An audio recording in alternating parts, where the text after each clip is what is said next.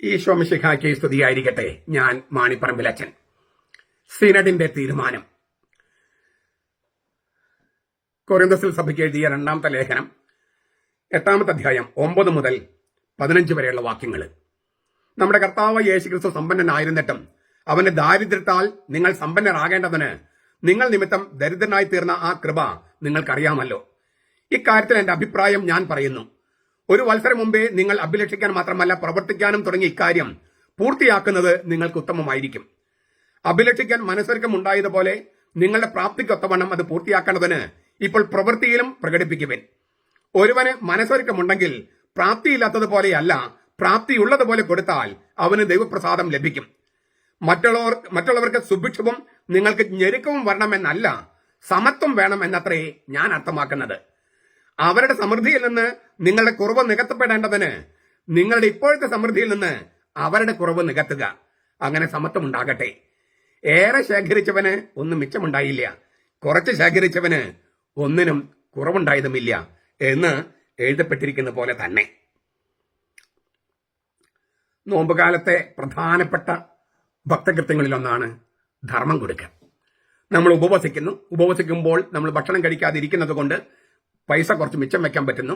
അത് നമ്മൾ ദരിദ്രർക്കും അങ്ങനെ ആവശ്യത്തിലിരിക്കുന്നതും കൊടുക്കുന്നു. അതിന്റെ ദൈവശാസ്ത്രം, ഈ ധർമ്മദാനത്തിന്റെ ദൈവശാസ്ത്രം, ഇതാണ് പൗലോസ് ലേഖ പറയുന്നത്. സിനഡിന്റെ തീരുമാനമെന്ന് ഞാൻ പറഞ്ഞു. ജെറൂസലം സിനഡിന്റെ തീരുമാനം. ഗലാത്യ ലേഖനം 2-ാമത്തെ അധ്യായം 9-10 വാക്യങ്ങളിൽ ആ തീരുമാനം പൗലോസ് തന്നെ എഴുതിയിട്ടുണ്ട്. അതിന്റെ പശ്ചാത്തലമൊന്നും ഞാൻ പറയാൻ പോകുന്നില്ല. 10-ാമത്തെ വാക്യത്തിൽ പറയാണ്, ദരിദ്രരെ ഓർക്കണമെന്നാണ് അവർ എന്നോട് പറഞ്ഞത്. അതായത് ഭൂമിയെ 3ആയിട്ട് വിഭജിച്ചു. ഏഷ്യ പത്രോസിന് കൊടുത്തു സുവിശേഷം പ്രഘോഷിക്കാൻ. ജെറൂസലേം, ഏഷ്യ എന്ന് പറഞ്ഞാൽ ഏഷ്യയും ആഫ്രിക്കയും. അന്ന് 3 ഭൂഖണ്ഡങ്ങളെ അറിയുള്ളൂ: ഏഷ്യ, ആഫ്രിക്ക, യൂറോപ്പ്. നടുക്ക് ജെറൂസലേം യാക്കോബിന് കൊടുത്തു. യേശുവിന്റെ സഹോദരൻ എന്നറിയപ്പെട്ട യാക്കോബിന്. ആഫ്രിക്കയും ഏഷ്യയും പത്രോസിന്, യൂറോപ്പ് പൗലോസിന്. ഇങ്ങനെ ഭൂമി മുഴുവൻ വിഭജിച്ചായിട്ട് സുവിശേഷ പ്രഘോഷണം വീതിക്കുകയാണ്. ഇതാണ് ഗലാത്യ ലേഖനം 2:9 കിടക്കണേ. ഇങ്ങനെ വിഭജിക്കാന്ന് പറഞ്ഞാൽ ഒരു വേദനയാണ്. എന്ത് പറഞ്ഞാലും വിഭജനം വേദനയാണ്. ആ വേദന കുറയ്ക്കാനുള്ള മാർഗം എന്താണ്? ദരിദ്രരെ ഓർക്കുക.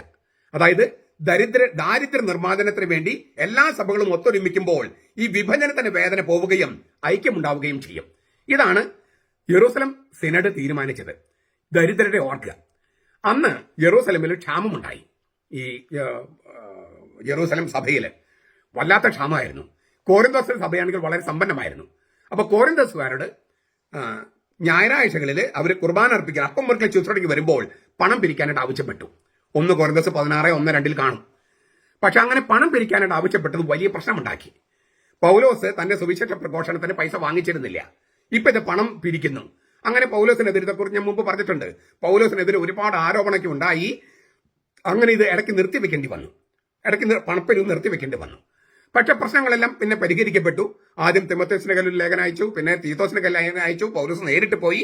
അങ്ങനെ ഒരുപാട് കാര്യങ്ങളെല്ലാം കഴിഞ്ഞ് അവസാനം ഈ പ്രശ്നങ്ങൾ പരിഹരിച്ചപ്പോൾ പൗലോസ് പറയാണ്, വീണ്ടും നിങ്ങൾ ഇക്കാര്യത്തിൽ ഞാൻ എന്റെ അഭിപ്രായം പറയുന്നു. ഒരു വത്സരം മുമ്പേ നിങ്ങൾ അഭിലഷിക്കാൻ മാത്രമല്ല പ്രവർത്തിക്കാനും തുടങ്ങിയ ഇക്കാര്യം പൂർത്തിയാക്കുന്നത് നിങ്ങൾക്ക് ഉത്തമമായിരിക്കും. 1 വർഷം മുമ്പ് നിന്ന് പോയി ഈ പണപ്പിരിവ്. ജെറൂസലമിലെ പാവപ്പെട്ടവരെ സഹായിക്കാനുള്ള പണപ്പിരിവ് അത് വീണ്ടും ആരംഭിക്കണമെന്നാണ് ഇപ്പോൾ പൗലോസ് എഴുതുന്നത്. അങ്ങനെ കൊരിന്തോസ് സഭയ്ക്ക് 2ാമത് എഴുതുകയാണ്, ഇടയ്ക്ക് വെച്ച് നിർത്തിപ്പോയ ഈ പണപ്പിരിവ് തുടങ്ങാം. ദരിദ്രരെ സഹായിക്കാനുള്ള പണപ്പിരിവ്, ധർമ്മദാനം കൊടുക്കാനുള്ള പണപ്പിരിവ്.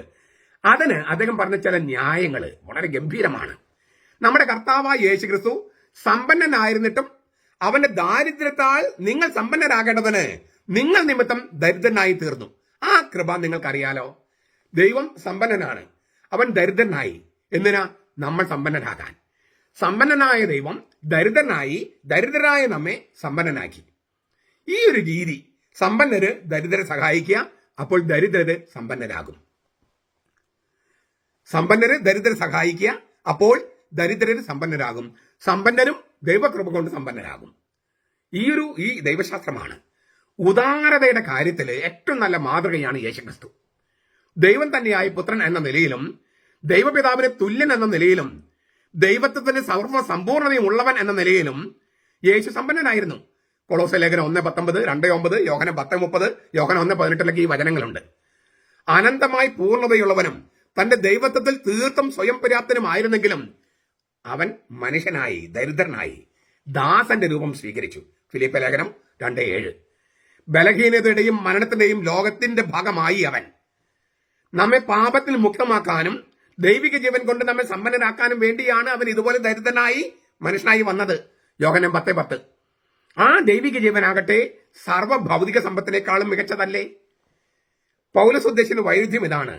ക്രിസ്തുവിന്റെ സമ്പത്ത് അവന് ദൈവത്വമാണ്, അവന്റെ ദാരിദ്ര്യം അവന്റെ മനുഷ്യത്വമാണ്. എല്ലാം കൊണ്ടും സമ്പന്നനായിരുന്ന ദൈവമായ പുത്രൻ യാതൊന്നുമില്ലാത്ത ദാസന്റെ രൂപത്തിലുള്ള മനുഷ്യനായി ഭൂമിയിൽ വന്നു. അങ്ങനെ മനുഷ്യാവതരണം ചെയ്തപ്പോൾ അവൻ തന്റെ ദൈവിക തേജസ് ഉപേക്ഷിക്കുകയല്ല ചെയ്തത്, മനുഷ്യത്വം എന്ന വിരിക്കുള്ളില് ഒളിപ്പിക്കുകയാണ് ചെയ്തത്. കൊളോസി ലേഖനം 1:19, 2:9, കത്തോലിക്ക സഭയുടെ മതബോധനം 517, 25-46. എന്നിട്ട് അദ്ദേഹം പറയാണ്, ഇക്കാര്യത്തിൽ എന്റെ അഭിപ്രായം ഞാൻ തുറന്നു പറയുന്നു. ഒരു വത്സരം മുമ്പേ നിങ്ങൾ അഭിലഷിക്കാൻ മാത്രമല്ല പ്രവർത്തിക്കാൻ തുടങ്ങിയ ഇക്കാര്യം പൂർത്തിയാക്കാൻ നിങ്ങൾക്ക് ഉത്തമമായിരിക്കും. അഭിലഷിക്കാൻ മനസ്സൊരുക്കമുണ്ടായതുപോലെ നിങ്ങളുടെ പ്രാപ്തിക്കൊത്തവണ്ണം അത് പൂർത്തിയാക്കേണ്ടതിന് ഇപ്പോൾ പ്രവൃത്തിയിലും പ്രകടിപ്പിക്കുവേൻ. ഒരുവന് മനസ്സൊരുക്കമുണ്ടെങ്കിൽ പ്രാപ്തിയില്ലാത്തതുപോലെ അല്ല, പ്രാപ്തിയുള്ളതുപോലെ കൊടുത്താൽ അവന് ദൈവപ്രസാദം ലഭിക്കും. ദശാംശം വേണമെന്ന് പഴയ നിയമത്തിലുണ്ട്, പുതിയ നിയമത്തിൽ ഈശോ പറഞ്ഞിട്ടുണ്ട്, അതൊന്നും റദ്ദാക്കിയിട്ടില്ല. പക്ഷെ കത്തോലിക്ക സഭ പഠിപ്പിക്കുന്നത് ഇക്കാര്യമാണ്, പ്രാപ്തി പോലെ കൊടുക്കുക. പ്രാപ്തി പോലെ, പ്രാപ്തി ഇല്ലാത്തതുപോലെയല്ല, പ്രാപ്തി ഉള്ളതുപോലെ. ഓരോരുത്തർക്കും പ്രാപ്തി ഉള്ളതുപോലെ സംഭാവന ചെയ്യുക. താൻ പറഞ്ഞതിന്റെ പേരിൽ കൊറിന്ത്യര് തങ്ങളുടെ പ്രാപ്തിയിൽ കവിഞ്ഞു കൊടുക്കേണ്ട കാര്യമില്ല. പക്ഷെ പ്രാപ്തി ഉണ്ടെങ്കിൽ അതിൽ താഴെയും പോകരുത്. എന്നിട്ട് അദ്ദേഹം പറയാണ്, മറ്റുള്ളവർക്ക് സുഭിക്ഷവും നിങ്ങൾക്ക് ഞെരുക്കും വരണമെന്നൊന്നും ഞാൻ ആഗ്രഹിക്കുന്നില്ല, സമത്വം വേണമെന്നാണ് ഞാൻ ആഗ്രഹിക്കുന്നത്. അതായത് നിങ്ങളെ എല്ലാം കൊടുത്തിട്ട് നിങ്ങൾ ദരിദ്രരായി മാറി അവരെല്ലാം സമ്പന്നരായി അങ്ങനെയൊന്നല്ല ഉദ്ദേശിക്കുന്നത്. മറിച്ച് കൊരിന്ത്യർ ഞെരുക്കത്തിലാവണമെന്ന് പൗലോസ് ആഗ്രഹിക്കുന്നില്ല. പക്ഷെ ഉള്ളവനും ഇല്ലാത്തവനും തമ്മിലുള്ള വിടവ് നികത്തി സമത്വമുണ്ടാകാൻ ഉള്ളവൻ ഇല്ലാത്തവന് കൊടുക്കുകയാണ് നല്ലത്. അത് വേണയെ കൊണ്ടുപോയി തിന്നടാതെ മട്ടിലല്ല, സന്മനസ്സോടെ സന്തോഷത്തോടെ കൊടുക്കുക. 14-ാമത്തെ വാക്യം, അവരുടെ സമൃദ്ധിയിൽ നിന്ന് നിങ്ങളുടെ കുറവ് നികത്തപ്പെടേണ്ടതിന് നിങ്ങളുടെ ഇപ്പോഴത്തെ സമൃദ്ധിയിൽ നിന്ന് അവരുടെ കുറവ് നികത്തുക. അങ്ങനെ സമത്വം ഉണ്ടാകും. എന്താണ് പൗലോസ് ഉദ്ദേശിക്കുന്ന സമത്വം എന്നറിയോ? ഇപ്പൊ നമുക്ക് പറഞ്ഞാൽ ചിലപ്പോൾ ചിലർ വിശുദ്ധിക്ക് പോലുമില്ല. യെറൂസലേമിലെ യഹൂദ ക്രിസ്ത്യാനികളായിരുന്നു അവിടുത്തെ സഭയിലെ അംഗങ്ങൾ. യെറൂസലേമില് യഹൂദന്മാര്, അവരുടെ സമ്പന്നത എന്തായിരുന്നു? ആധ്യാത്മികതയായിരുന്നു, വിശ്വാസമായിരുന്നു. അതിൽ നിന്നാണ് വിജാതിരിൽ നിന്ന് ക്രിസ്ത്യാനികളായ കോരിന്തോസുകാർ അനുഭവിച്ചത്. ആത്മീയ അനുഗ്രഹങ്ങളിൽ നിങ്ങൾ ആത്മീയ അനുഗ്രഹങ്ങൾ തന്നു. വിശേഷിച്ച് ഏകസത്യ ദൈവത്തിലുള്ള വിശ്വാസം, അത് വലിയ അനുഗ്രഹമാണ്. അതായത് ആധ്യാത്മിക അനുഗ്രഹം യെറൂസലേമിലെ യഹൂദ ക്രൈസ്തവരായ ആളുകൾ നിങ്ങൾക്ക് തന്നു. എന്താണ്? വിശ്വാസം, ഏകസത്യ ദൈവത്തിൽ വിശ്വാസം. നിങ്ങൾ വിഗ്രഹാരാധകരായിരുന്നു, അത് മാറി ഏകസത്യ ദൈവത്തിലേക്ക് വന്നു. അത് അവർ തന്ന ഒരു അനുഗ്രഹമാണ്, ആധ്യാത്മിക അനുഗ്രഹം. അതിന് പകരമായിട്ട് നിങ്ങൾ എന്ത് കൊടുക്കണം? ഭൗതികമായി സഹായിക്കുക. ഇസ്രായേലിന്റെ ആത്മീയ അനുഗ്രഹങ്ങള് ക്രിസ്തുവിലൂടെ വിജാതിരിലേക്ക് വന്നല്ലോ. പ്രത്യുപകാരമായി വിജാതിയര് യഹൂദർക്ക് സാമ്പത്തിക സഹായം കൊടുക്കുക, ഭൗതിക സഹായം കൊടുക്കുക. റോമലേഖനം 15:27 ഇത് പറയുന്നുണ്ട്. യെറൂസലേം ക്രിസ്ത്യാനികൾക്ക് ഭൗതിക ദാരിദ്ര്യമുണ്ട്. ആ ദുരിതത്തിന് അറുതി വരുത്തണമെങ്കിൽ, അതിന് അയവ് വരുത്തണമെങ്കിൽ കോരിന്തോസിലെ വിജാതീയ ക്രിസ്ത്യാനികളായ വിശ്വാസികള് അവരുടെ സമ്പത്ത് അവർക്ക് കൊടുക്കണം. ആത്മീയ അനുഗ്രഹങ്ങൾ സ്വീകരിച്ചവര് ഭൗതിക അനുഗ്രഹങ്ങൾ തിരിച്ചു കൊടുക്കണം. ആത്മീയ അനുഗ്രഹങ്ങൾ അത് വലുതാണ്. ഇപ്പൊ പറയും, നമ്മൾ ചിലപ്പോൾ പറയും അച്ഛന്മാര് സുഖിച്ചുകൊണ്ട് കഴിയുന്നു, മെത്രന്മാർ സുഖിച്ചുകൊണ്ട് കഴിയുന്നു, അവർ നൽകുന്ന ആത്മീയ അനുഗ്രഹങ്ങള് അതൊക്കെ ഇപ്പൊ ഇത്ര വലിയ വില കൽപ്പിക്കേണ്ടതുണ്ടോ എന്ന് മട്ടിലാകുന്നു. അതിന്റെ കുറ്റം ഞങ്ങളുടെ കൂടിയാണ്. ഞങ്ങളുടെ ആത്മീയ വില മനസ്സിലാക്കാതെ പ്രവർത്തിക്കുന്നത് കൊണ്ടാണ്. എങ്കിലും ചില വൈദികരുടെയും ചില മെത്രാന്മാരുടെയും ഈ ദുർമാതൃകം മൂലം സകലരും അവമാനിക്കപ്പെടാൻ ഇടയാകാതിരിക്കട്ടെ. അവസാനം, ഏറെ ശേഖരിച്ചവന് ഒന്നും മിച്ചമുണ്ടായില്ല, കുറച്ച് ശേഖരിച്ചവന് ഒന്നിനും കുറവുണ്ടായതുമില്ല. ഇത് പുറപ്പാട് പുസ്തകം 16-18 വചനമാണ്. കർത്താവ് ഓരോ ദിവസവും കൊടുത്ത മന്ന ഭക്ഷിച്ചാണ് ഇസ്രായേലര് മരുഭൂമിയിൽ ജീവിച്ചത്. അനുദിനം ആവശ്യമുള്ളത് ശേഖരിക്കാൻ പാടുള്ളൂ. അതൊരു വ്യവസ്ഥയായിരുന്നു. ഓരോ ദിവസത്തേക്കും വേണ്ടത് മതി, അന്നെ വേണ്ട ആഹാരം അത് മതി. ആർക്കും ആവശ്യത്തിൽ കുറവ് ശേഖരിക്കാൻ പാടില്ല. കൂടുതലും പാടില്ല, കുറവും പാടില്ല. എല്ലാവർക്കും ആവശ്യമായ ആഹാരം ലഭിക്കാൻ വേണ്ടിയാണ് ഇങ്ങനെ വ്യവസ്ഥ വെച്ചത്. കർത്താവ് സമത്വം സൃഷ്ടിക്കുകയായിരുന്നു. ഇനി ആരെങ്കിലും അമിതമായി ശേഖരിച്ച് വെക്കുന്നത് കർത്താവിനോട് വിശ്വാസക്കുറവായിട്ട് വരും. തന്റെ വിഭവങ്ങൾ കർത്താവ് വിതരണം ചെയ്യുന്നത് പോലെ വിശ്വാസ കുടുംബത്തിലെ അംഗങ്ങള് തങ്ങളുടെ സമ്പാദ്യങ്ങള് മറ്റുള്ളവരുടെ അടിസ്ഥാന ആവശ്യങ്ങൾ നിറവേറ്റാൻ പങ്കുവെക്കണമെന്ന് പൗലോസ് അപേക്ഷിക്കുന്നു. സമ്പത്തും വസ്തുവകളും സമൃദ്ധിയും നൽകപ്പെട്ടിരിക്കുന്നത് ഇല്ലാത്തവരുമായി പങ്കുവെക്കാനാണ്. അപ്പോൾ ഇല്ലാത്തവരുടെ ആത്മീയ അനുഗ്രഹങ്ങള്, ആത്മീയ വാഴ്വുകള് സമ്പന്നർക്കും കൂടി ലഭിക്കും. അങ്ങനെ ഇരു കൂട്ടർക്കും സമത്വം വരും.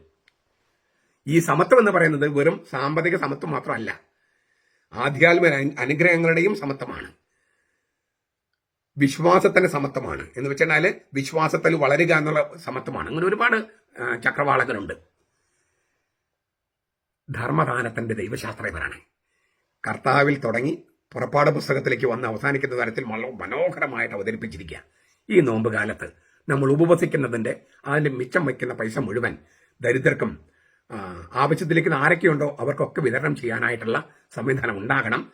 അങ്ങനെ നമ്മൾ സമ്പത്ത് കൊണ്ട് സഹായിക്കുമ്പോൾ അവരുടെ ആധ്യാത്മിക അനുഗ്രഹങ്ങൾ നമുക്ക് നൽകപ്പെടും. അങ്ങനെ നമ്മുടെ കുറവുകൾ നികത്തപ്പെടും, സമത്വം ഉണ്ടാകട്ടെ. നമ്മുടെ കർത്താവ് യേശു മിശിഹായുടെ കൃപയും പിതാവായ ദൈവത്തിന്റെ സ്നേഹവും പരിശുദ്ധാത്മാവിന്റെ സഹവാസവും നാം എല്ലാവരോടും കൂടെ ഉണ്ടായിരിക്കട്ടെ, ഇപ്പോഴും എപ്പോഴും എന്നേക്കും. ആമേൻ.